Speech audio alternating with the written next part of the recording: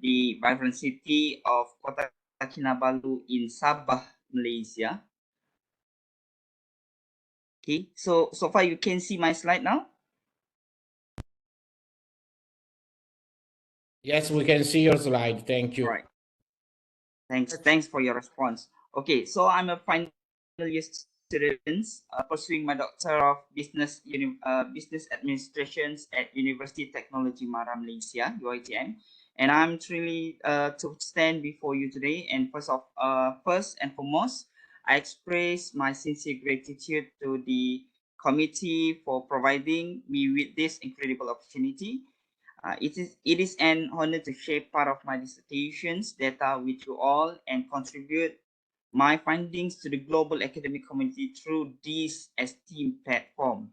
Now, let's embark together on an enlightening journey into the intricacy of takaful subscription in Kota Kinabalu City Centre, Sabah, Malaysia. Right? So the takaful industry and inspiration of Sharia compliant insurance has made remarkable strides globally, particularly in Malaysia. However, amid this growth, there remain critical research gaps and unanswered questions that our study seeks to eliminate, which is employing bayesian regression analysis. Our explorations begins by acknowledging the underutilizations of bayesian methods in takaful research. These studies stands out by employing bayesian regression analysis, presenting a fresh and comprehensive investigation into the determinants of takaful subscriptions. We are here to address critical research problems, offering nuanced insight into the determinants and evaluating the role of income. Okay, our journey is guided by thought-provoking research questions.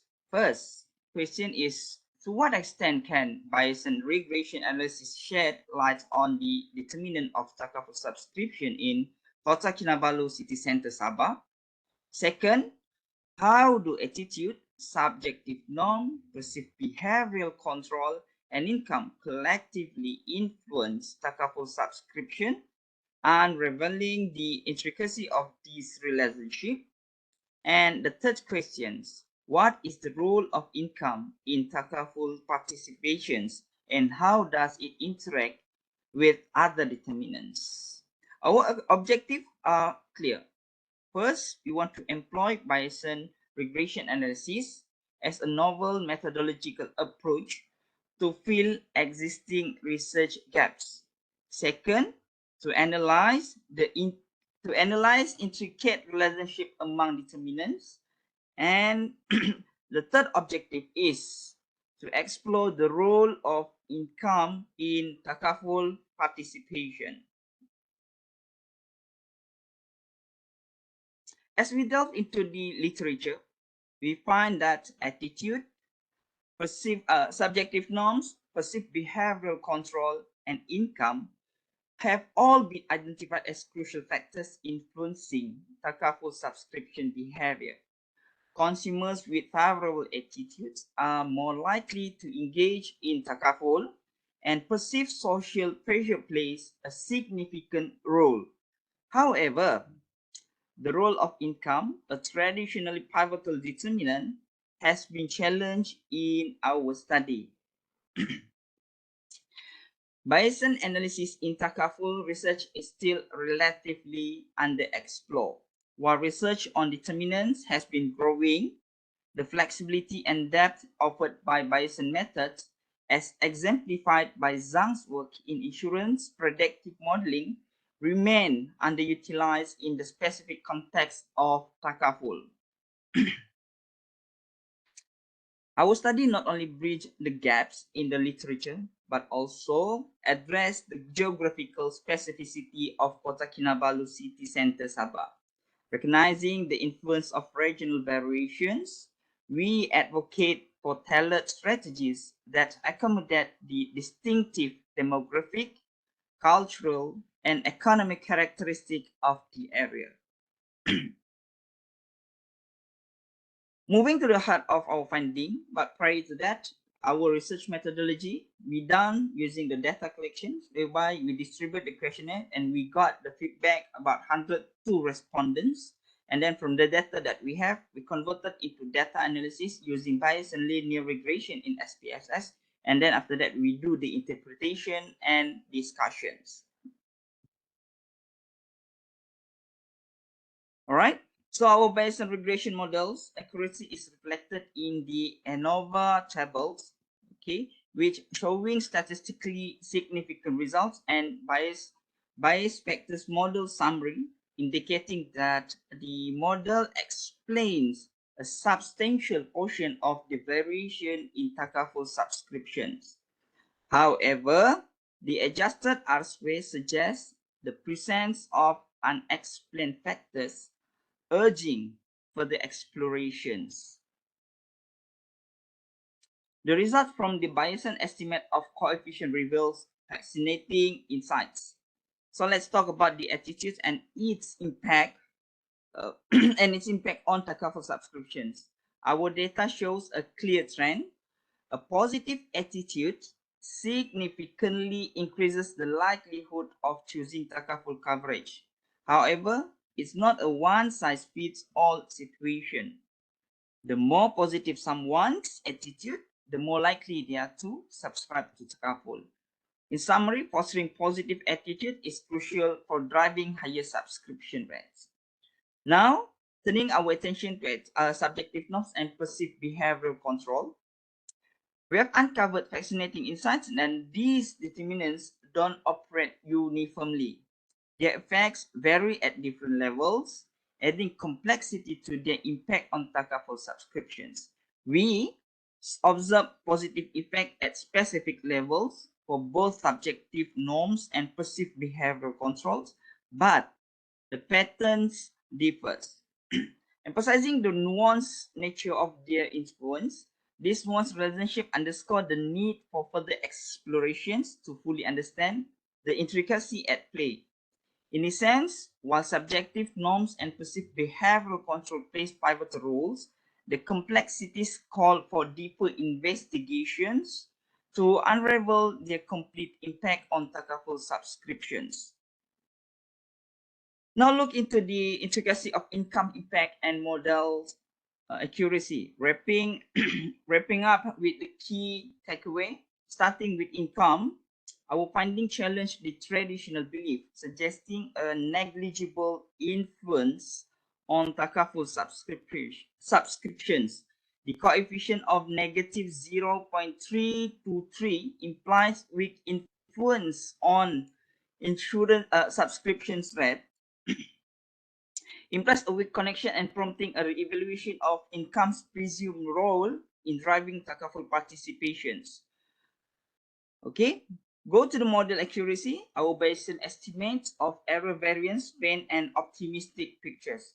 The figures in our paper, okay, under table 4 indicates that we have a significant robust fit with an error variance of 7.127. These figures indicates that our model effectively captures a significant portion of the variation in takaful subscriptions. While there's always room for refinement, these results validate the reliability of our study. Okay, in conclusion, for our results, our research provides invaluable insights into factors shaping the takaful subscription in Kota Kinabalu City Centre, Sabah, Malaysia, and we have uncovered nuanced rules for attitude, subjective norms, and perceived behavioral control, with a positive attitude closely tied to higher subscription rates. Notably, income emerged with minimal impact and challenging preconceptions and paving the way for strategic rethinking. This finding extend beyond academia, offering practical implication for tailoring marketing strategies to promote takaful products. Looking forward, there's exciting potential for further exploration, unlocking additional factors that influence takaful subscriptions behavior and propelling industry's growth.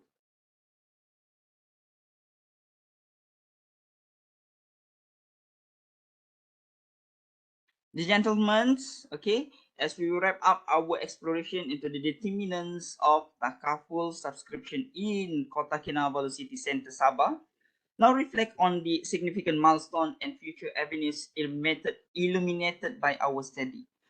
Okay, starting with our methodological approach, we have not just utilized Bayesian regressions, but showcase its effectiveness in comprehensively addressing our objectives.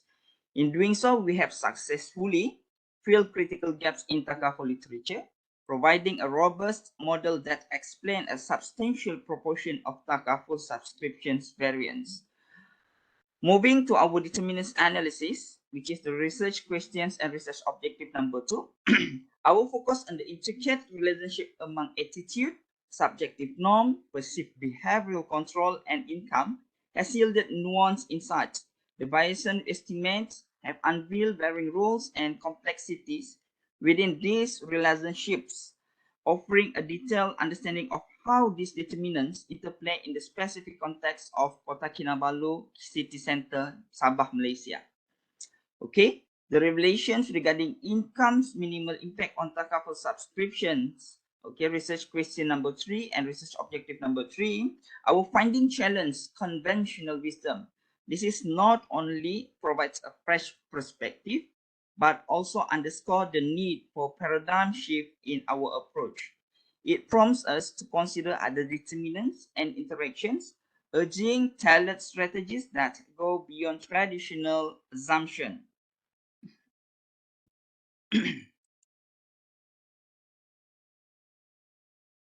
Okay, in conclusions, our Bayesian regression has not only met our exceeded objective, not only exceeded our objective, but offering a nuanced understanding of determinants in this specific geographic context.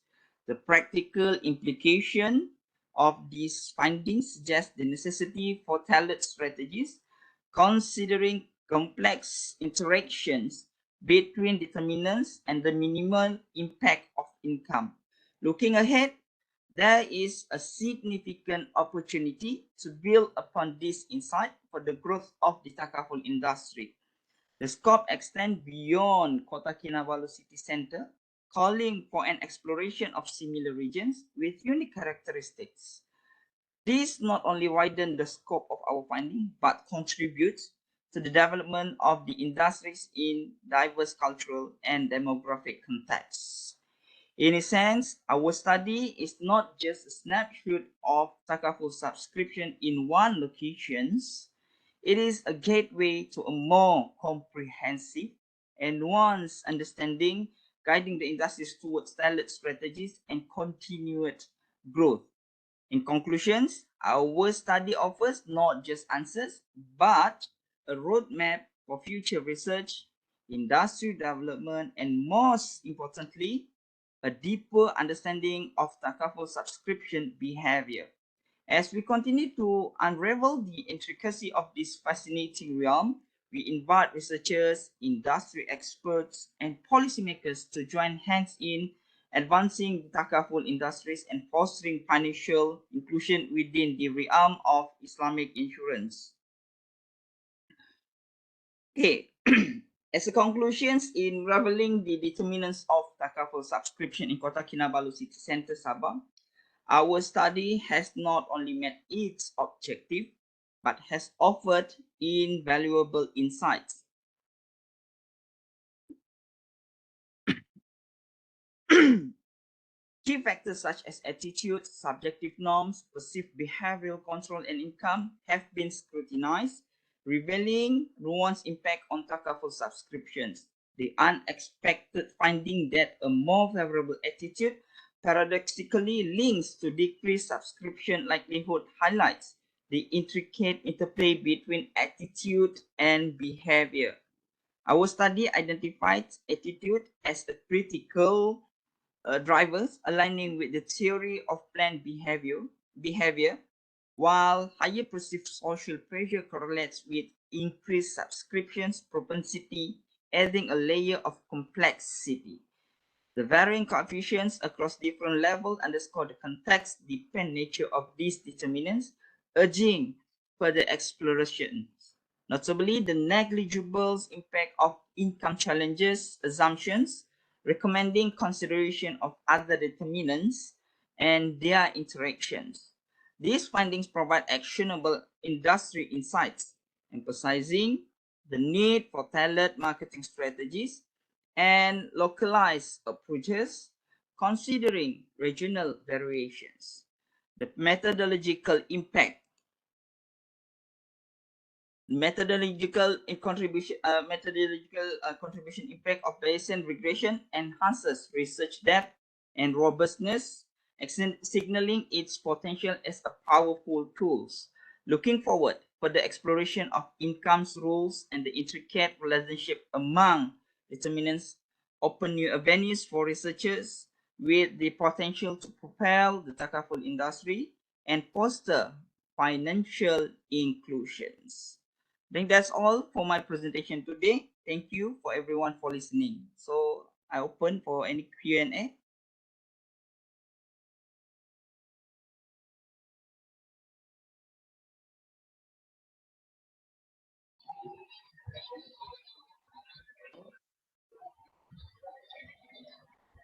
Assalamu alaikum.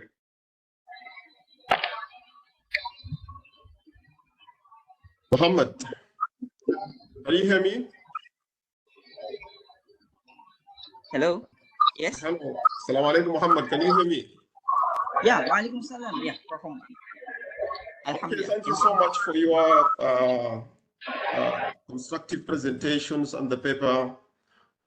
Is there questions for Muhammad regarding his topic? Okay. I open the floor to the participants. Oh, okay. Thank you. Okay, welcome. I had some technical problems, so I could not be able to concentrate and listen to your presentations. But if any of these presenters have any questions, then they are free to ask you questions. Right. So for my line also not so stable. So okay. Anyone? Luca, Manuela, or Ali, do you have any question to ask? Sorry? I'm asking the audience, the participants, do they have any question to ask you? No. Okay, so I will be the next presenter. Let me connect my slide. Okay, so thank you you so much, Muhammad, for your good presentations. Shukran. All right. Okay. So I'm going to mute my mic so can proceed with the others. Okay, inshallah.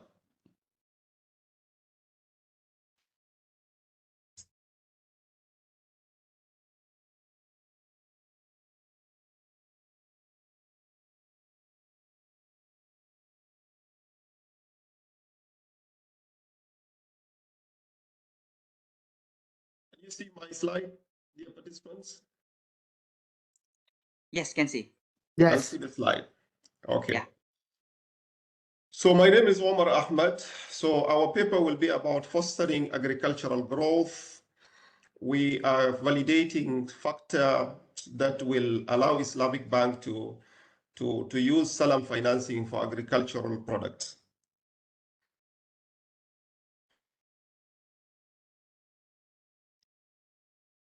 Okay, let's look at the research backgrounds. Throughout the history of Islamic Bank has evolved over time. And today, Islamic banks are offering a wide range of products for retail banking as well as for corporate banking. And the products vary from short-term financing products to a long-term financing product. But yet the problem we still have is in agricultural sector, where Islamic banks, they are reluctant to provide financing products for agricultural sector. And perhaps the reasons may be due to high risk in the sector and also due to low productivity, low profits that they can get in the sector. There are various scholars that develop different models on how Islamic Bank can use a Salam financing to finance agricultural sector. But yet the problem with those models, they are mainly theoretical in nature. they lack the empirical aspect of the practical applications of Salam financing by Islamic Bank. Therefore, these studies wanted to fill this gap, and by looking at the perspective of Islamic bankers on factors that will influence their decisions to adopt Salam financing. The objective of the studies are two. Number one, we want to validate the factors that will influence the decisions of Islamic banks to adopt Salam financing. Number two, to provide recommendations to Islamic bankers. When we look at the literature review, buyer's Salam or Salam financing or forward sale is an exceptional contract which is allowed in Islam, where you can pay for something which is not available at the time of the contract. And Islam's allow this contract on the basis of the necessities, where the farmers, they need a finance and they could not be able to access the finance. So Islam allows that we could provide finance to the farmers, and upon the harvest of the product, then they can deliver to the buyers. Ahmad and Bashir, in their studies of 2020, they have identified 4 factors that will influence the decision of Islamic Bank to offer Salam financing for large-scale agricultural projects. And these factors include the profitabilities, the operational costs, the risk management strategy, and the cost of fund. And according to their studies, they say Islamic Bank will adopt this Salam financing as a product to finance agricultural sector if they see the operational cost of the financing is very low, cost for them for acquiring fund is also very low, and they see the agricultural projects is profitable, and there are risk management in place which can be able to minimize for them the risk. Based on their factors that they have identified, we attempt to seek the view of Islamic bankers in Oman and whether these factors can influence their decision to adopt Salam financing in agricultural sector. Therefore, the research methodology we use in these studies are mainly quantitative. We use a survey. We distribute questionnaire to 100 Islamic bankers in Muscat using random sampling. And the response rate was 72%. And we use a descriptive statistics as well as structural equation modeling for analyzing the data. Now, our finding shows, we look at the profile of the respondent first. 72% of our respondents were male and only 28 were female. Majority of them were in the middle age, between 31 to 40. And overwhelming majority of them were married, 94%. 86% of them have bachelor degrees, and 81% of those respondents, they have more than 5 years experience in Islamic banking sector. So that means the views presented in these studies are of middle age, educated and experienced Islamic bankers. Now, these are findings on the profile of the respondents. Now, these are our hypothesized models. In this model, we say there is a positive relationship between profitability and adopting Salam financing. And there is a negative relationship between the operational costs and Salam financing. And also there is a positive relationship between risk management strategy and Salam financing. And also there is a negative relationship between cost of fund and Salam financing. Now, we use those to test on the validity of the models. For the model to be valid, there are predefined criteria that we put in place. Number one, the p-value has to be greater than 0.05. The GFI and CFI have to be greater than 0.9. And root mean square root of estimation have to be less than 0.08. So when we analyze our data, these are our finding, and our finding fills the model, means the model fit our hypothesis. Apart from one, which is the operational cost, which is the the cost of funding have been excluded because it does not really fit the models. And therefore, we validate the models by saying that there is a positive relationship between Salam financing and profitability, as well as there is a positive relationship between Salam financing and risk management strategy, and there is a negative relationship between Salam financing and operational costs. Therefore, in other words, we said Islamic Bank will adopt Salam financing if the operational costs allow for that projects, and there is effective risk management in place, which can be implemented to minimize the risk. And also the projects, if it can present profitable, or the project can be profitable, then Islamic Bank can use this contract in order to finance agricultural sector. Now, in our conclusion, we say food insecurity is one of the main problems faced by the developing countries, and that one of the main problems is due to lack of finance for farmers. Most of the banks, they shy away to finance the sector, mainly because the risk is high and the profits are very low. So therefore, the farmers, they cannot be able to produce enough because they lack financing. And we said if Islamic Bank could adapt Salam financing for agriculture, this could be a solution. And therefore, however, for Islamic Bank to adopt this product to finance agriculture, the operational risk has to be low, and there should be risk management strategy in place to minimize the risk, and also the project should be profitable. And therefore, based on our finding, we recommend that the Islamic Bank should consider adopting Salam financing as one of its viable products for agricultural financing. Thank you so much. Unless you have a question to ask. Open to the yes. Luca. Thank you for your very interesting presentation. I have two curiosity. Okay. The first is about the concurrence of traditional finance. If you see that traditional finance and Islamic finance could be alternative or in certain market for financing agriculture could be complementary. And the other question is if you see the application of this model also in territories in which there is a strong Islamic immigration, for example, in a certain area in Europe. Okay, okay.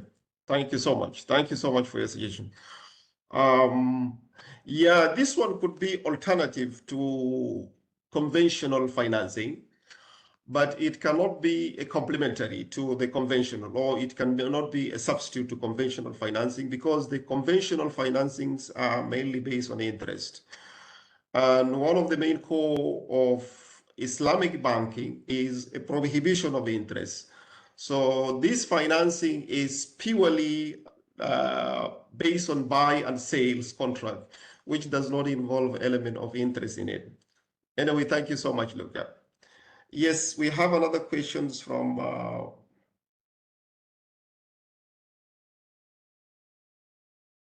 so for Islamic financing.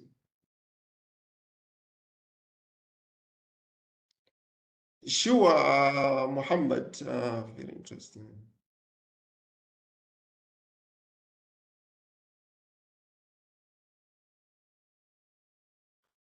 Okay, Mohammed, there is a two-way in which we propose on the application of Salam financing. Salam financing is simply a forward sales where you buy something that can be delivered to you in the future. The basis of this contract was initially, as I told you, farmers are facing problems of financing. They don't have a financing. So the practice that was practiced in Medina at the time was those who have money, they provide money to the farmers, and the farmers will use the money to grow the crops. And when they grow the crops, then they will deliver the crops upon the harvest to those who are providing for them financing. So in that case, you help them by giving them the finance before the product is being delivered.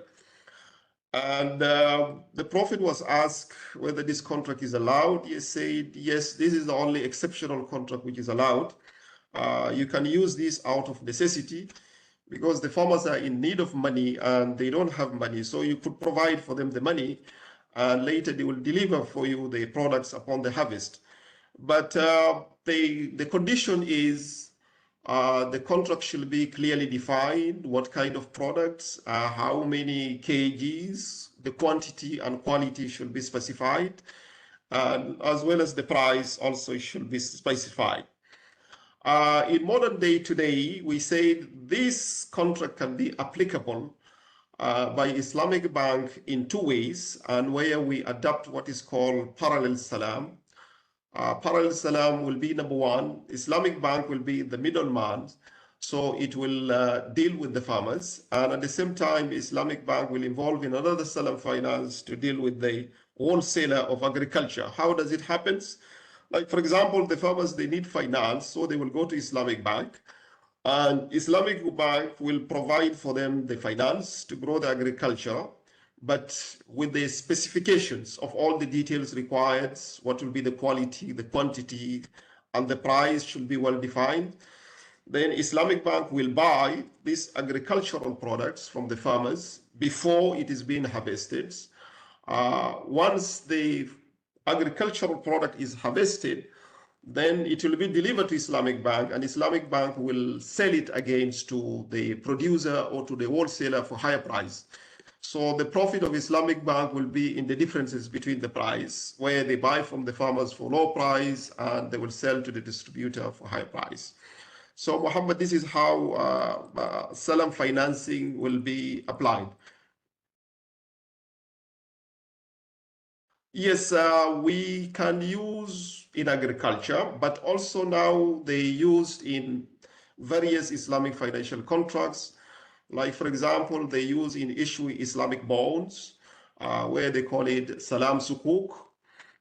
This deal mainly with the commodities, like oils, which will be delivered to you in the future. So you buy the oil that will be delivered to you in the future, so can use that in issuing Sukuk. So Islamic Bank use it for issuing the bonds. And also, but in relation to using this contract for agriculture, I hardly see any Islamic Bank is implementing it yet. Now, that is why we are giving suggestion that Islamic Bank should implement this contract. Is there other questions? Thank you so much, Muhammad, for asking. Is there other question, participants?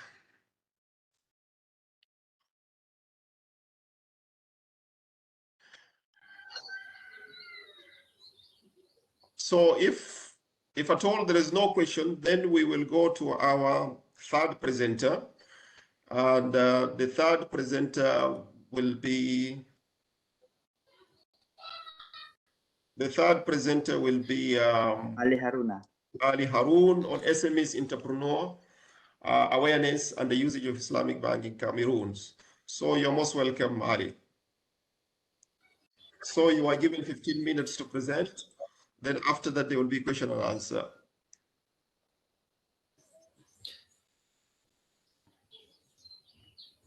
Thank you so much for giving me the floor. Good afternoon to you all. Please permit me share my PowerPoint. Please, can you see the PowerPoint? Yes, we can see it. Yeah. Good afternoon, Ali. Yeah, okay. Very okay. Thank you. Thank you so much. As you said, the topic I'll be presenting is titled SMEs Entrepreneurs Awareness and Usage of Islamic Finance in Cameroon. Well, this presentation is organized as follows. First, we have the background and the motivation, followed by the objectives, methodology, results, conclusion, and recommendations. Now, in Cameroon, the business landscape is dominated by small and medium-sized enterprises. that represents about 99% of the total number of enterprises in the country. These small and medium-sized enterprises are made up of a combination of 3 different categories of enterprises, which are very small enterprises. Can you share your slides? Only the first page can be seen. She's seen. Okay, sorry.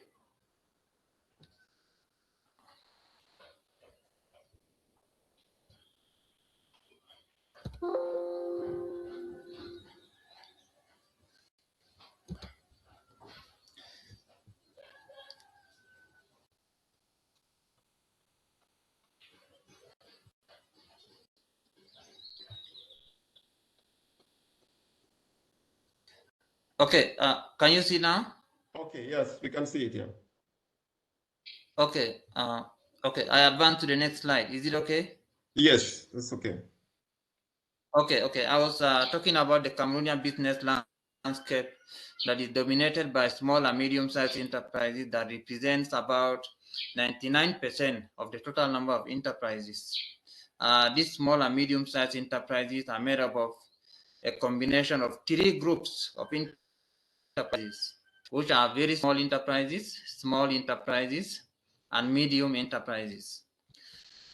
Now, these SMEs equally account for about 30% of the country's GDP.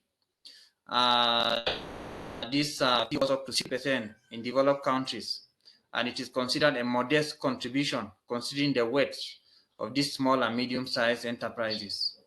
Now, this modest contribution can be justified by the problems these enterprises encounter, with finance being one of the main problems. Finance is an issue because small and medium-sized enterprises are regarded as unbankable in the context of Cameroon, with the financial system being dominated by conventional system. So they are regarded unbankable. And this explains why in a study carried out by the National Institute of Statistics here in Cameroon in 2010, only about 5% of Cameroonian SMEs have access to formal bank credit. Some studies have even shown that SMEs are subject to the phenomenon of credit rationing by banks. Now, the authorities, being aware of the potentials this business sector holds, have adopted a number of measures to help rescue the situation. And some of these measures include the creation of the first small and medium-sized enterprises bank in 2015, the proliferation of the country, and the introduction of Islamic Finance in 2016, which was seen as a lifeline for these small and medium-sized enterprises. Now, this mode of finance is giving that much for 3 reasons. The first is that it is interest-free loans available for these small and medium-sized enterprises. It is based on partnership, which is a good thing for startups, which equally increases the profitability of existing businesses. It equally encourages ethical and socially responsible investment, which is vital for corporate social performance.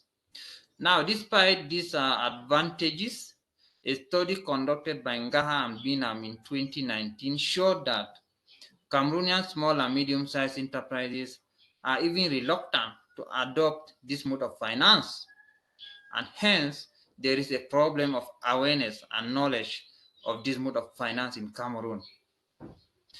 The objective of this study is to analyze the level of awareness and usage of Islamic finance by small and medium-sized entrepreneurs in Cameroon. In order to use primary data that was collected from a sample of 1,358 small and medium-sized enterprises entrepreneurs from 11 main cities of Cameroon. Out of this number, 9.8% are identified users of Islamic finance. Our variables are specified as follows. For the dependent variable, we have adoption. This variable is binary. It is coded 1. if an enterprise uses Islamic finance, and 0 if otherwise. This is based on previous studies, such as that of Ngone and Muhammadu in 2022. Our independent variables are defined as follows. We have awareness, which is our variable of interest. This variable is latent. It is captured using items adopted from or adapted from the studies of Hamid and Nordin 2001 and Sabirziani of 2016. We equally include control variables.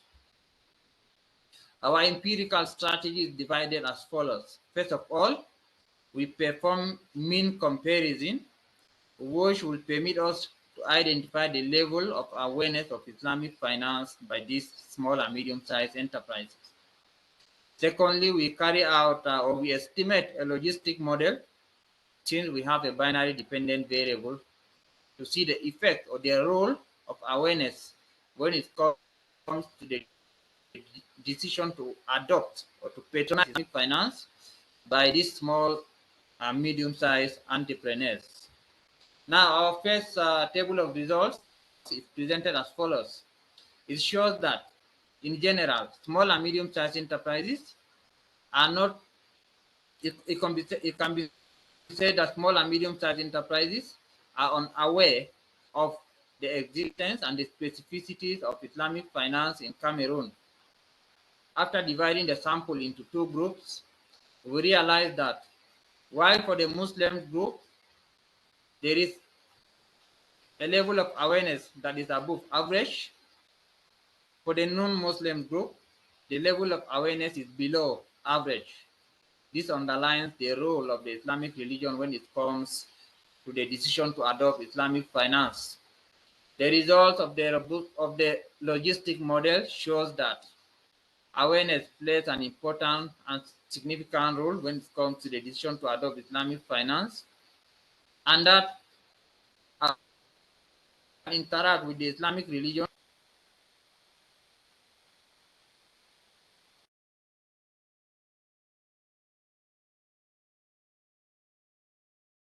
Testing. managers to enhance this balance. Okay. Hello? Your voice is lagging. You can continue. Okay. The level of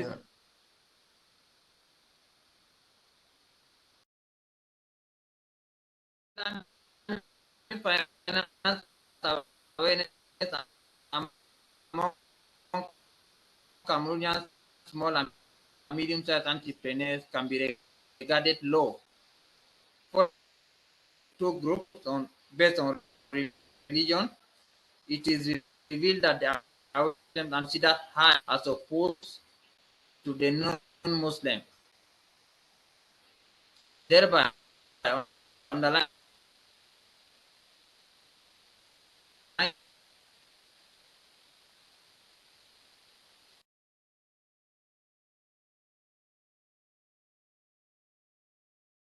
Hello, Ali.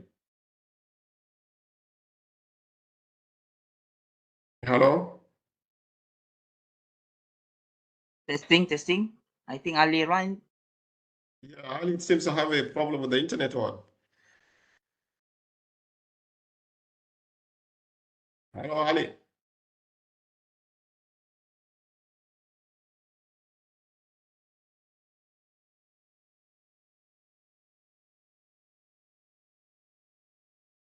Hello.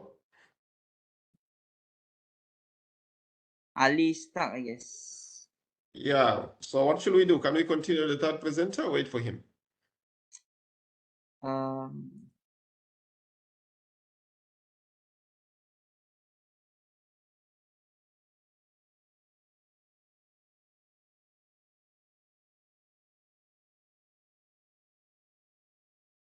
Maybe we should continue the rest. I think we should continue with the last presenter, which will be Luca. Luca, are you available? Are you available? Okay, I see. Yes, I'm available. I see the screen of Ali. Ali and Ali screen still. Yes, I try to share mine. Okay. Okay. Okay.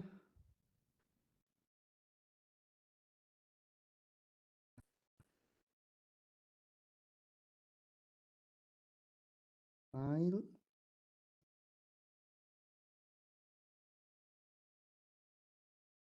Okay. Your screen will be turned off, Ali, because I received an advice. Okay. Okay.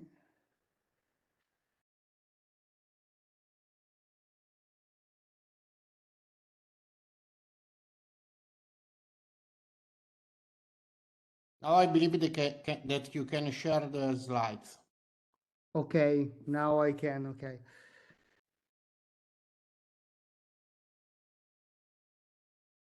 Maybe it's loading the content now. Excuse me.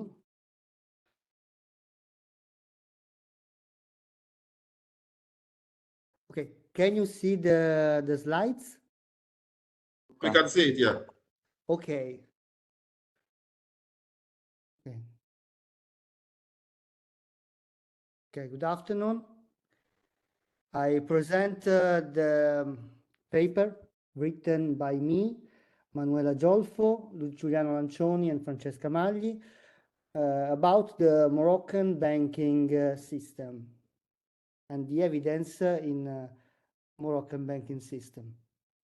The topic of our paper will be to go in deep about the Moroccan banking system, analyzing the Moroccan banking institution in their peculiarities and services offered. We have done a qualitative methodology with a literature review on Moroccan banking system based on academic regulators, mainly the Central Bank of Morocco, and each websites of Moroccan bank.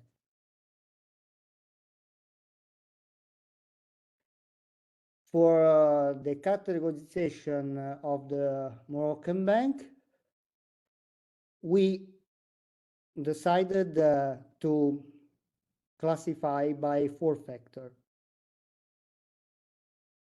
The Moroccan and foreign financial institution, the services offered to customer, the Sharia compliant institution, and which indigenous banking group have the share of and which foreign group controls each bank. So distinguish the indigenous group and the brands and the foreign group and the relative brands. We see that the communication in banks is analyzed by a group of linguists, and it's categorized in also for this kind of topic. From a concrete point of view, as I said before, we categorize not only about the services, but also with for the compliance with Sharia law and how they communicate, the institute communicate with their customer. Finally, we check for every institute fintech services offered. So I give you some points about the modernization of the banking system in Morocco. The turning point was before the great financial crisis in 2006. And this modernization is conducted by the king, carried out on major infrastructure, but also on the financial system. The pushing of Islamic finance is in 2015 and 2017 with new law about participatory bank. For the literature, we can see that Morocco is one of the most developed country in the Maghreb area, not only for tourism, but also for finance. So we mapped the banks by two sources, the central bank and the deposit guarantee fund. The Morocco financial system is composed by 21 banks, adhering to Morocco Deposit Guarantee Fund. Only five of these are participatory institution that sells Islamic products. The language for communicate with the customer are French, Spanish, Arab, clearly, and English. There are several foreign groups, mainly French, but also we see Arabs and some Spanish group. The offer is well differentiated inside the bank because we can see a difference of brands between the traditional offer and the Islamic offer. The communication is particular because we can see that the Moroccan bank using French, Arabic, English, but also a vernacular Arabic, the Moroccan Arabic, but not the Berber. We can see also that there is a presence of foreign institute that offers Islamic products and the aggregation of indigenous bank to improve the quality of the service. And clearly, there is a huge concurrence. So also the domestic banks have to grow for fintech services, like the foreign one, for example, the French. I want to do a focus on French bank operating in Morocco, because we can see that three very important French banks use a different brand for selling Islamic products. We can see Crédit Agricole, we can see BNP Paribas and Société Générale. And their respective counterpart to selling Islamic products.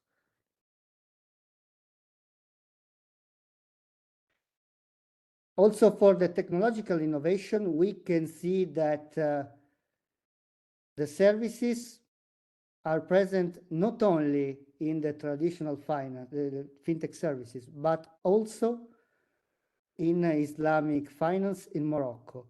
And the indigenous bank are at the same level of the French better banks in Morocco. So we can see a full concurrence between banks, also on these extremely innovative services.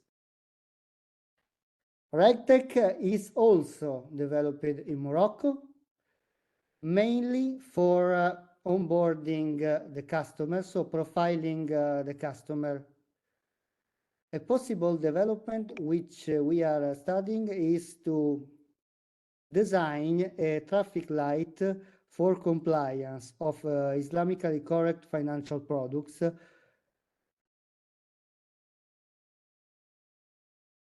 The services offered by banks in Morocco are clearly the traditional services that you can see, the Islamic and business services, for example, investment for large companies or foreign company or for the government.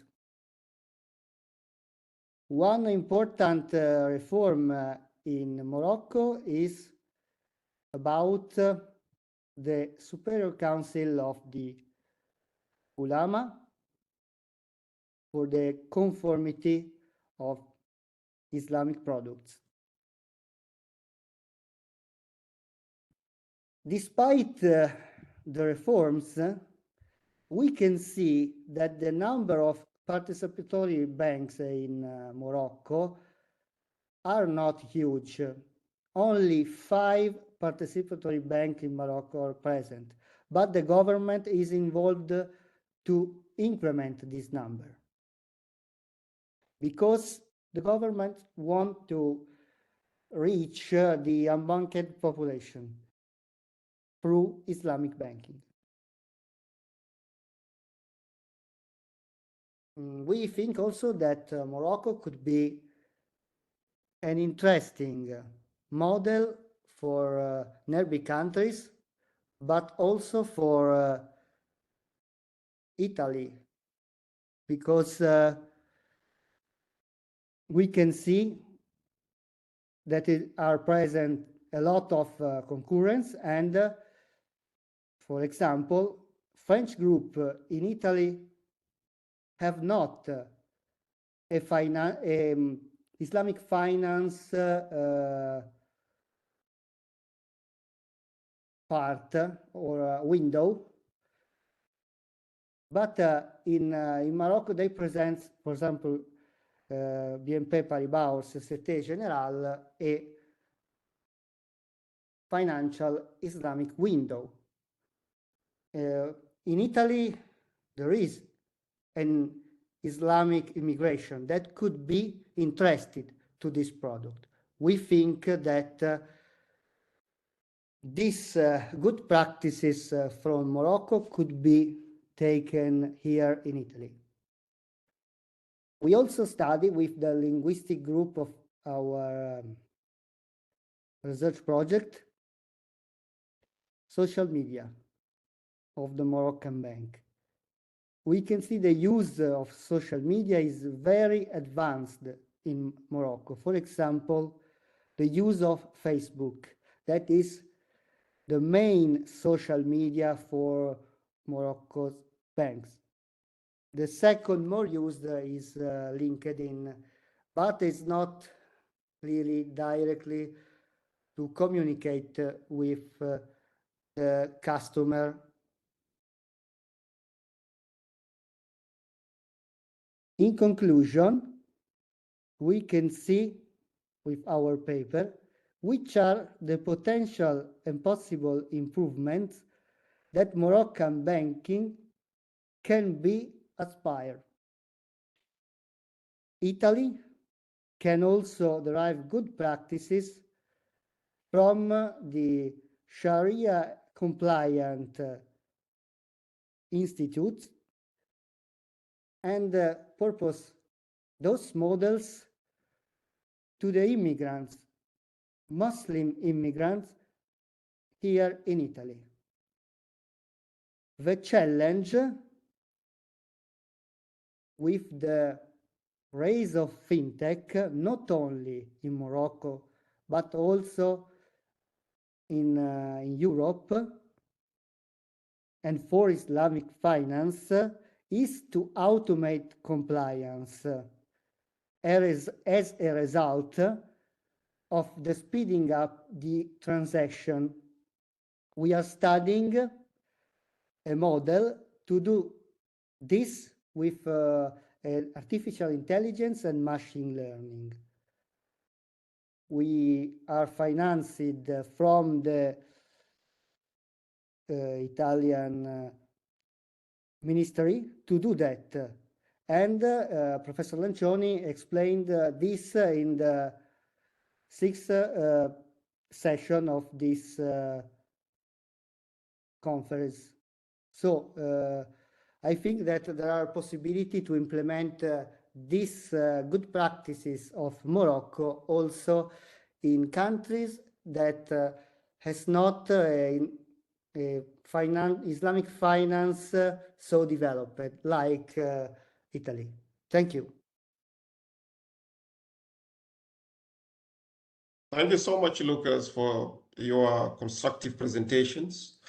And we have learned a lot about your presentation on the banking sector in Morocco. May I open the floor to the presenter if you have any questions for Dr. Luca?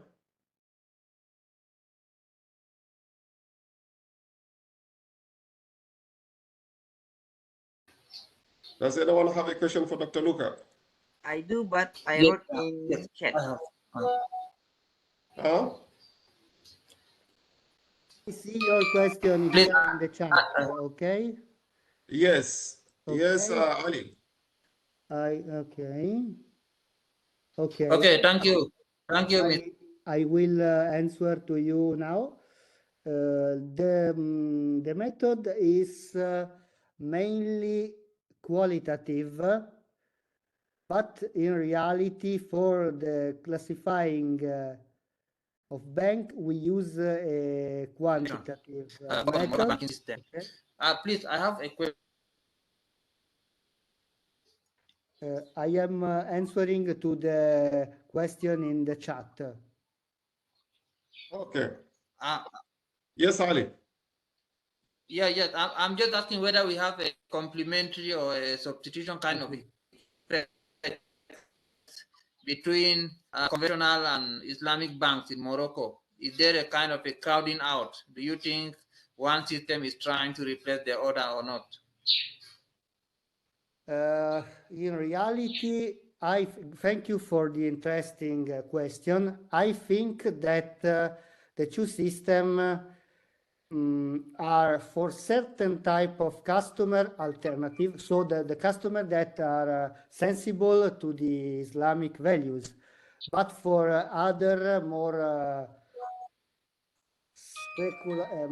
how I can say, more less religious, yes. In this for this kind of customer could be alternative. Maybe I think that the Islamic finance could be also useful to customer in Europe that want an ethic, more ethic in finance. So there is a possibility to expand also to those customers, I think. And clearly, the idea is to cover all the segment of the market, because I think that the French bank, in particular in Morocco, wants to reach the unbanked people that has not an high education for financial products, and they offer products in line with their value. That is very important. I think that is a path that could be followed also in other countries, because I can see some potential customer of this kind of product, of financial Islamic financial product. Okay. Is there other questions?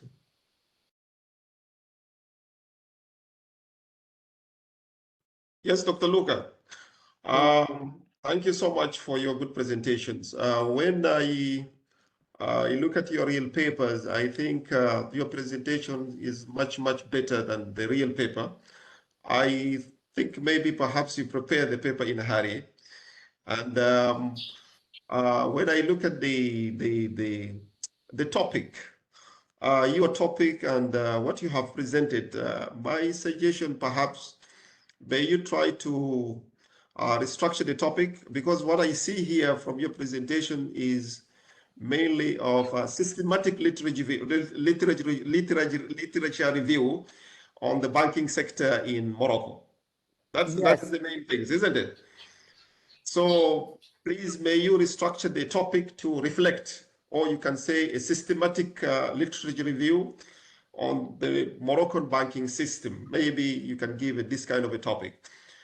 And yes, and also in, could you provide a section, for example, like in your introduction, on the banking history of banking sector in Morocco, okay, and how many banks are there, and how is the performance of those banks?